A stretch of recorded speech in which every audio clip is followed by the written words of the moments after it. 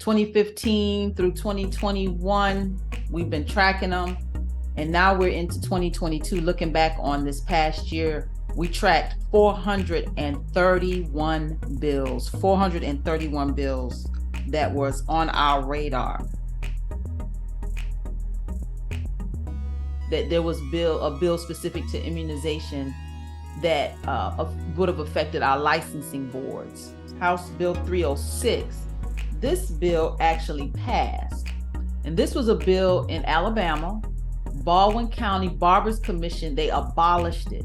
Illinois, there was a bill, Illinois House Bill 10. And this amends the Barber and Cosmetology, Aesthetics, Hair Braiding, and Nail Technology Act of 1985. It provides that the Department of Financial and Professional Regulation shall compile and publish a disparity study by December 31, 2022, that evaluates whether there exists discrimination in the state's beauty supply industry, and if so, evaluates the impact of such discrimination on the state and includes recommendations for reducing or eliminating any identifiable barriers to entry in the beauty supply industry and discriminatory behavior. So I thought that was very interesting as well. It died, it did not make it. Kansas, there was a bill, Senate Bill 348. It exempts hair threaders, this actually passed, exempts hair threaders from cosmetology licensing conditions, including 1,000 hours of training that can run to over $15,000. It says these regulations make it harder for people to become licensed and for threading businesses to find employees. Another part of the article, it says many of the economic consequences of regulations fall on people of color, people with disabilities, and other historically marginalized groups. Complexity can be described as a subsidy and too often can be abused by existing firms to act as barriers to entry for new competition, especially from historically marginalized groups and startups. For instance, licensing reduces the probability of a Black individual working as a barber by 17.3%. Everyone, no matter their background, deserves the right to work how they choose. So they always find a scapegoat. And again, it looks like people of color, people with disabilities, and Black people, they were looking for a scapegoat to say why we don't need licensure. So this is the game they play, and we've watched it over and over and over, and they got a win in the state of Kansas here. West Virginia legislature, House Bill 2333. It says a bill to amend and reenact, then it has the code there, relating to restricting the authority of the Board of Barbers and Cosmetologies to regulate the use of commonly available retail products. I'm like, retail products?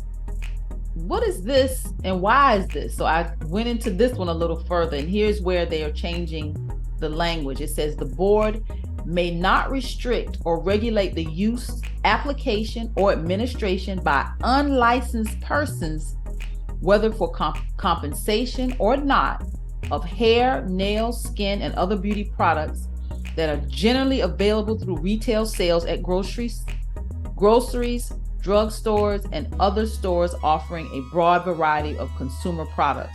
So anybody basically that is doing something, whether they're getting paid for it or not, if they're using retail products, they were not going to regulate it. It's okay.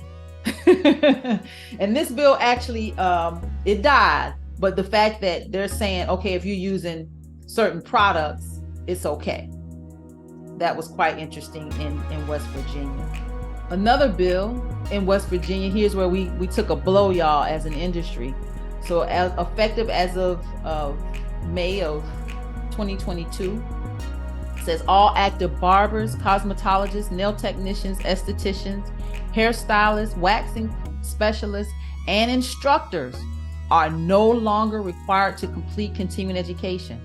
So House Bill 2325 passed during the 2022 West Virginia legislative session, and it removes continuing education as a professional license and certificate renewal requirement. So we took a serious blow with that take, we've been standing as an organization on the need for higher continuing education standards. So now there's a state now that said to hell with it, and they're not requiring anybody to do continuing education. So that one hurt.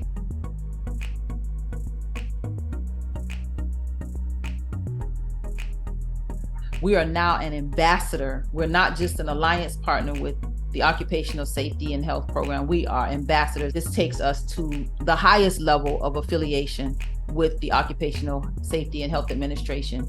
So I'm very proud that we're here and all the work that we've done to get here. This year for OSHA Safe and Sound, they were focusing on mental health, the mental health and well-being of workers.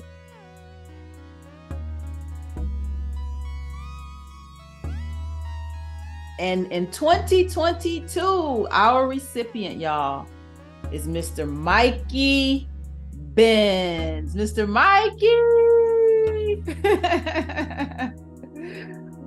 Thank you for your dedication to the industry, your hard work, your heart. And I'm gonna give you the floor to say a few words. So thank you for all your hard work. We did not want your efforts to go unrecognized. Such a pleasure to be here with you all. Thank you so much for this honor. 1, 2, 3. You are safe in our space. Oops. We need to do that again. Can we say it a little faster? Okay. Ready? 1, 2, 3. You are safe in our space. We try every year.